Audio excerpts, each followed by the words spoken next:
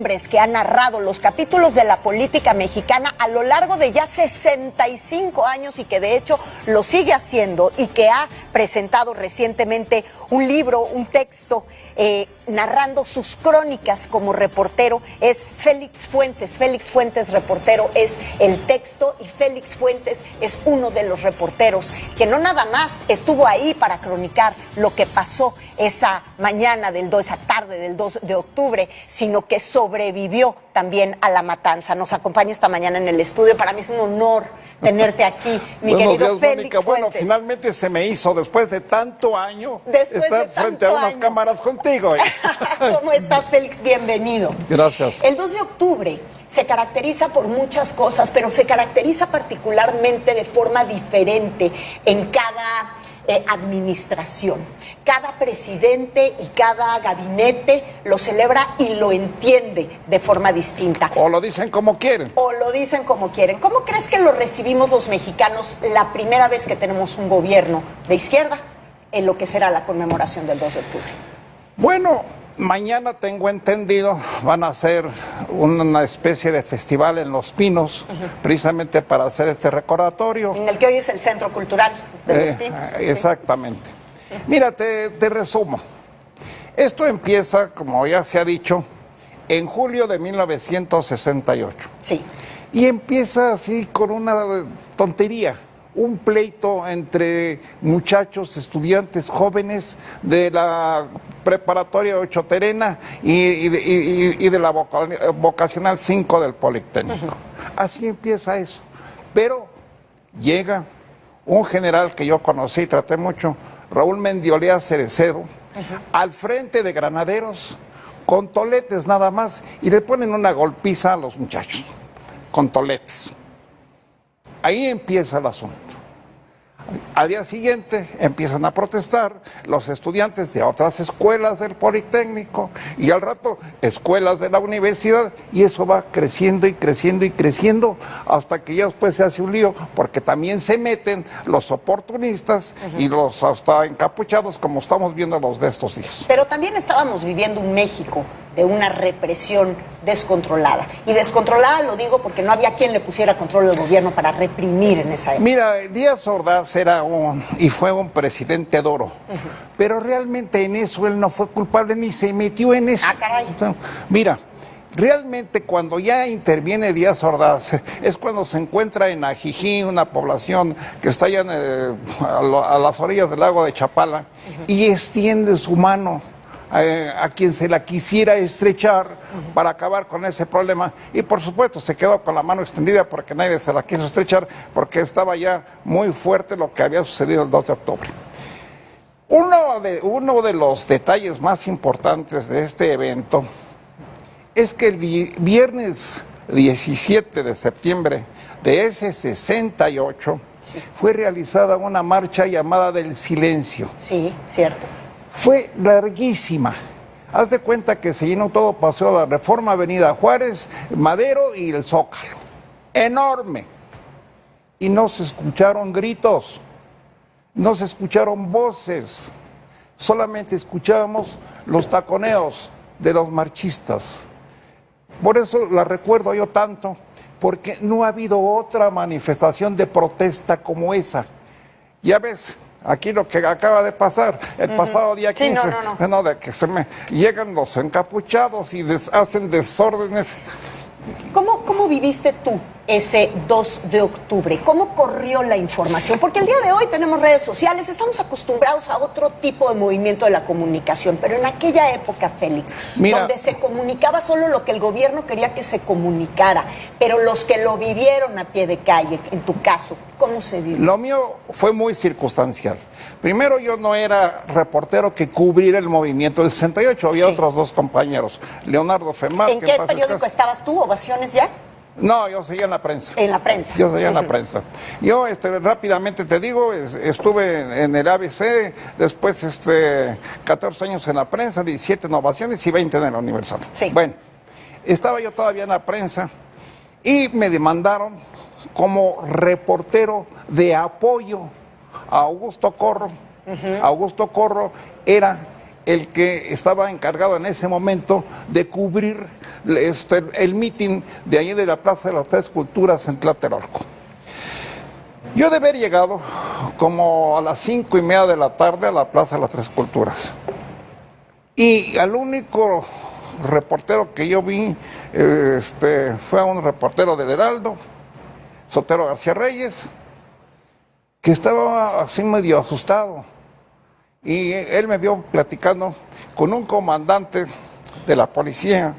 Era entonces el jefe de los guardias militares y se llamaba casualmente Cuauhtémoc Cárdenas. Le digo, ¿qué va a pasar aquí, comandante? Porque yo ya lo conocí de años atrás. Y me hace con la mirada. Digo, ¿qué no puede hablar? ¿Y qué, me voy o qué hago? Y me vuelve a decir con la mirada que me vaya. Me vuelvo a encontrar con Sotero García Reyes en el mero centro de la Plaza de las Tres Culturas. Y no se había escuchado esto, fue lo que he dicho siempre. Y hasta tuve discusiones fuertes con secretarios de la Defensa Nacional por esto que voy a decir. Hasta ese momento, 6:10 de la tarde, no se había escuchado ningún disparo. Falso que hubiera francotiradores que estuvieran tirándole a los militares, no es cierto. Son las 6:10 de la tarde y se aparece un helicóptero que vuela sobre la Secretaría de Relaciones Exteriores de sureste a noroeste. Y caen 2 luces de bengala.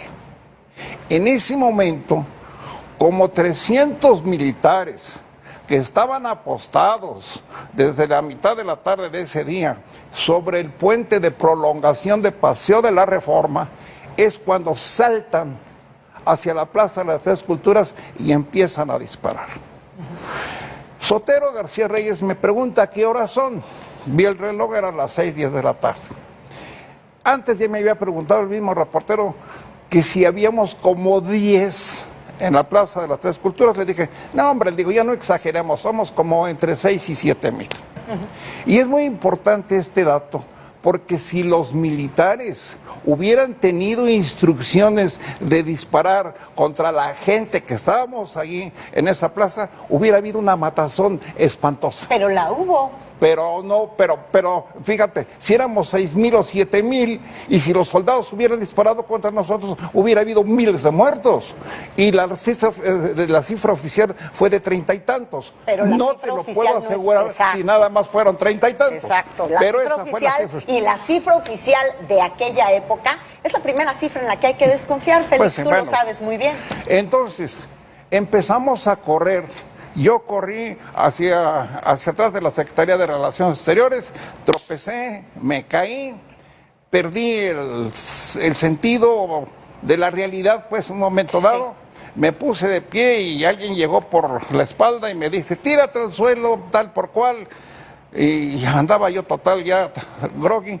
Y mucha gente estaba obviamente en el pánico en medio de un tronadero infernal. Solamente vi a una mujer cerca de mí que cayó con la cabeza, pues yo creo que destrozada porque estaba Le dio un sangrando. balazo. No vi más muertos. No vi decenas ni cientos de muertos en la Plaza de las Tres Culturas mientras yo estuve en la plaza hasta que salí corriendo de ahí. Eso es decir un poco la historia y sabes perfectamente a lo que te has enfrentado, porque tú te has enfrentado en esta discusión desde hace muchos años. Sí, mira. ¿No? Con reporteros, con historiadores, con secretarios de Estado, como Entonces, tú mismo lo dices. Yo finalmente me meto a un departamento que estaba al sur del edificio Chihuahua. Sí. Y llego hasta un 3er piso.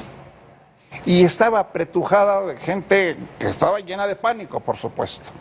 Y uno de ellos, yo me supongo que era el dueño del departamento, mete la mano a un closet, agarra una pistola y la vacía.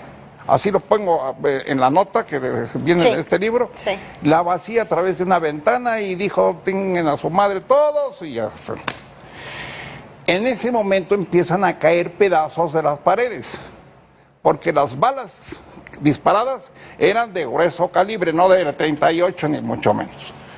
Y yo siento que los soldados estaban disparando básicamente a los edificios de enfrente de la Plaza de Tres Culturas. No estaban tirando a matar. Yo no digo que no. Pero esa es tu percepción claro, desde abajo. Yo no digo que no. Algunos militares bajaron las armas y desesperados, lo que tú quieras, y mataron gente, pero no hubo cientos ni miles de muertos. Yo los hubiera visto, porque después de eso me bajo a rastras, boca abajo en las escaleras, y así me voy por un pasillo que da a donde está el monumento de Cuitláhuac.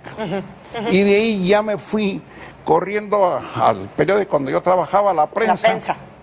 Y me olvidé de automóvil y de todo. No está muy lejos Tlatelolco de La Prensa, por eso pude llegar corriendo.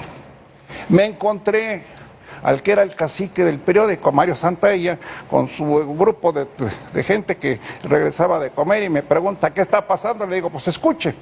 Hasta el periódico La Prensa se escuchaba la balacera.